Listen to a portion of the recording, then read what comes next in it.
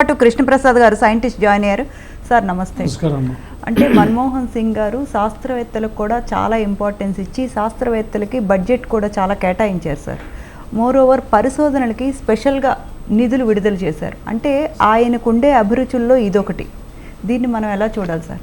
అంటే ఈ శాస్త్ర విజ్ఞానానికి ఇచ్చిన అలొకేషన్స్ అనే ఆస్పెక్ట్లోకి వెళ్తే అందరి హయాంలో కొంచెం వచ్చాయి, ఈయన హయాంలో కొంచెం మెరుగ్గా వచ్చింది. తర్వాత ఈయన సైంటిఫిక్ కాంగ్రెస్ని ఇనాగరేట్ చేయడానికి ఆ పర్సుయేషన్లో బాగా చొరవ తీసుకున్నారు. అయితే కొన్ని అంశాలు ఈయన గురించి మనం ప్రస్తావించాలి. ఇప్పుడు దాకా మిత్రులు చెప్తున్నారు, నాకు ప్రత్యక్షంగా ఆయనతో సంబంధం ఉండటం వల్ల కొన్ని అంశాలని ప్రస్తావించడం చాలా ముఖ్యమని నేను భావిస్తున్నాను.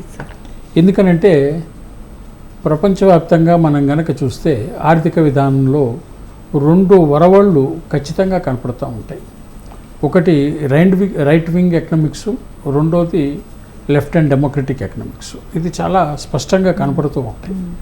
అంటే మొదటి ప్రపంచ యుద్ధము, రెండో ప్రపంచ యుద్ధము, అక్కడి నుంచి కోలుకునే కార్యక్రమాన్ని ముఖ్యంగా నిర్దేశించిన వాడు కీనీషియన్ మోడల్ ఆఫ్ ఎకనామిక్స్లో ఏంటంటే, అంతకన్నా ముందు కీనీషియన్ మోడల్ భారతదేశంలో కూడా అమలు చేసిన సంఘటనలు చాలాసార్లు ఉన్నాయి. ఉదాహరణకి, అంటే టాపిక్కి రెలవెంట్ కాబట్టి చెప్తున్నాను. మనం హైదరాబాద్ ఫేమస్ కదా బిర్యానీకి.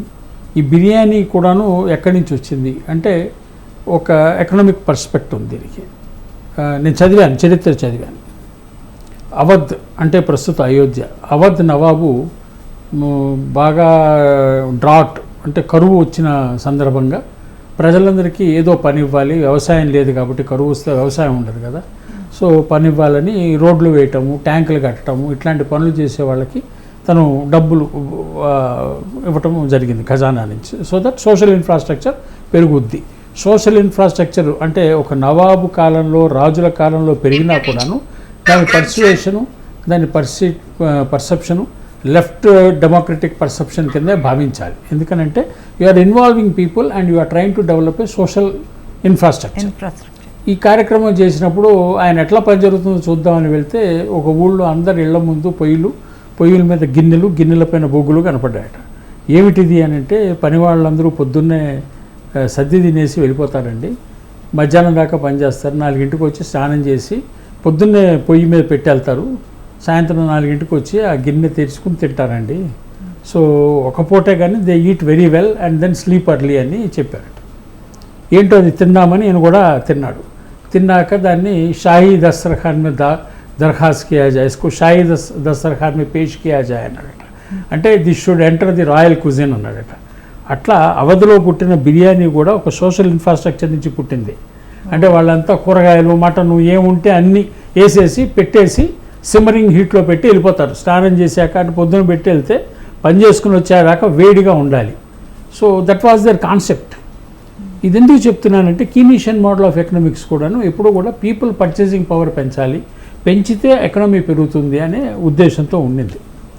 అలాంటి దశ నుంచి ప్రపంచవ్యాప్తంగా కొత్త ట్రెండ్ బయలుదేరింది. అది right wing economics. Alan Greenspan and Friedman economic, Thomas Friedman and Alan Greenspan, వీళ్ళు తీసుకొచ్చింది ఏంటంటే market is the panacea of all ills. అంటే మార్కెట్ అన్నీ చూసుకుంటుంది. ఫ్రాంక్గా చెప్పాలంటే మన్మోహన్ సింగ్ గారు కూడా మార్కెట్ ఎకానమీ అనే దృక్పథం నుంచి వచ్చిన వాళ్ళే.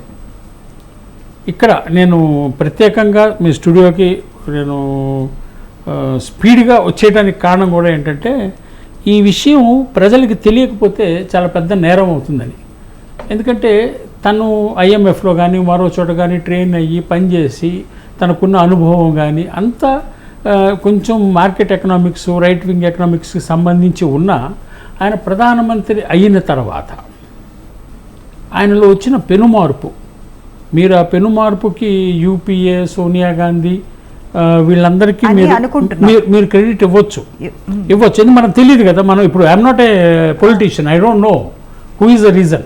కానీ he as a prime minister implemented MNREGA కన్నా left and democratic economic policy ఏదన్నా ఉంటుందా?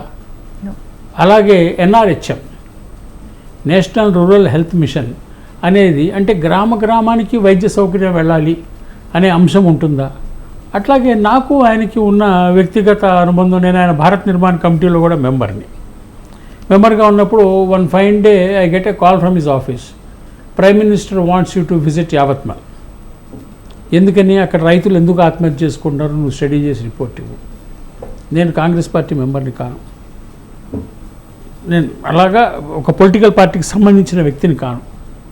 ఐ రిప్రజెంట్ సిఐఐ, అంటే ఇండస్ట్రీ రిప్రజెంట్ చేస్తున్నాను.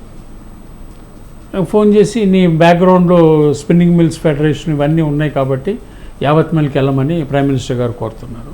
జాయింట్ సెక్రటరీ గోపాలకృష్ణన్ ఫోన్ చేశారు. సరే, నేను ప్లాన్ చేసుకున్న రోజున మళ్ళీ మెసేజ్, ప్రైమ్ మినిస్టర్ గారు స్పిన్నింగ్ మిల్ పెట్టి అక్కడ మార్కెట్ రేటు పెంచే విధంగా చూడమంటున్నారు. సో నేను వెళ్ళేటప్పటికల్లా the collector and everybody is informed that somebody is coming on behalf of prime minister.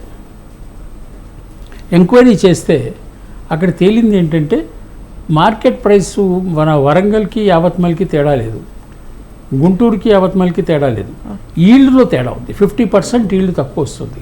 ఎందుకు వస్తుందంటే మేము మా ఫీల్డ్లోకి వెళ్ళి చెక్ చేస్తే sub surface soil is red murrum, పైన soil black cotton soil. So nourishment ఎదితే రావట్లేదు. ఈల్డ్ తక్కువైపోయేటప్పుడు రైతులకు గిట్టుబాటు కాక 10 ఎకరాల రైతు కూడా ఆత్మహత్య చేసుకున్నాడు. సో దీని గురించి నేను మళ్ళీ ప్రైమ్ మినిస్టర్తో ప్రస్తావించాక ఇవాళ భారతదేశంలో అంటే ఆయన డెమిట్ చేశాక ఆఫీసు, అంటే మీరు ఇప్పుడు చెప్తున్నారు కాబట్టి ఇదొక్క పాయింట్, ఇదొక్క మాట వినండి. ఆయన డెమిట్ చేయకముందు అంటే ఆఫీసు ఆయన వదలక ముందు భారతదేశంలో ఒక కొత్త అధ్యాయాన్ని ఆయన మేము అందరం కలిసి యాజ్ అ సైంటిస్ట్గా నేను చాలామందిని కలుపుకొని తయారు చేసిన ప్రాజెక్ట్ ఒకటి ఉంది. దాని పేరు NRDMS, natural resource data management system. ఇది ఒక అటానమస్ బాడీగా దీన్ని తయారు చేసిన ఘనత ప్రైమ్ మినిస్టర్ మన్మోహన్ సింగ్ గారికి తప్పుతుంది. అంటే సబ్సిక్వెంట్గా వచ్చిన ప్రభుత్వం వాళ్ళ దృక్పథం వేరుండొచ్చు, మాట్లాడే వాళ్ళు లేకపోయి ఉండొచ్చు. అంటే ఒక వ్యక్తి పనిచేయడానికి ఎట్లయితే మేము పనిచేసామో అట్లా పనిచేసే వాళ్ళు అక్కడ ఉండకపోవచ్చు, అవన్నీ ఉంటాయి కారణాలు. కానీ ఒక NRDMS అనే స్ట్రక్చర్ని క్రియేట్ చేసిన ఘనత, అంటే ఒక విజిట్ నుంచి వచ్చిన తర్వాత రిపోర్ట్ తీసుకుని ఆ రిపోర్ట్ నుంచి ఎలా చేస్తే బాగుంటుంది అని విని దాని మీద ఆయన అధ్యయనం చేసిన ఘనత ప్రైమ్ మినిస్టర్ మన్మోహన్ సింగ్కి దక్కుతుంది. అలాగే మనం చాలా విషయాల్లో వైరుధ్యాలు మాట్లాడినప్పుడు కూడా మేమంతా కలిసి ఒక పుస్తకం రాశాం. నేను, అర్జున్ సేన్ గుప్తా, SK గోయల్, SR హషీం, ఇట్లా వాళ్ళందరూ ఆయన కాంటెంపరీస్. నేను the youngest fellow in that team అనమాట. I was the youngest boy like. So all these fellows ఆయన మా పుస్తకం ఇనాగ్రేషన్ చేస్తున్నారు. వీళ్ళందరూ కలిసి Krishnaprasad, we want you to sit opposite prime minister and get it done, అంటే కొంచెం గట్టిగా ప్రశ్నలు అడుగు, ఏడిపించు అని నన్ను ఉత్తేజపరచడం జరిగింది. అంటే కొంచెం నేను క్రిటికల్గా కూడా ఉంటాను.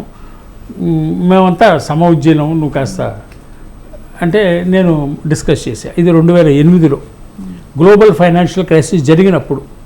నేను గ్లోబల్ ఫైనాన్షియల్ క్రైసిస్ జరిగింది కదా ప్రైమ్ మినిస్టర్ గారు, దీని మీద మీ ఒపీనియన్ ఏంటి అన్న. ఉంటుందండి, బ్యాడ్ ఇంపాక్ట్ ఇండియా మీద కూడా ఉంటుంది. అంటే గ్లోబలైజేషన్ తప్పేనా అన్న. తప్పని అనుకోవాలి కదా, తప్పని నిరూపణ అవుతుంది కదా, మనం ఆలోచించాల్సింది.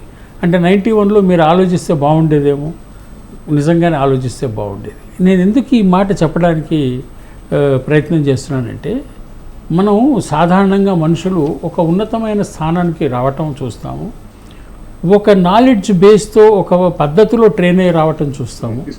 వాళ్ళు దానికి విరుద్ధంగా ఆలోచించగలగటం. నేను పెట్టిన నిర్ణయంలో తప్పులు ఉండవచ్చు, దాని మీద చర్చ జరిగి ఉండాల్సింది.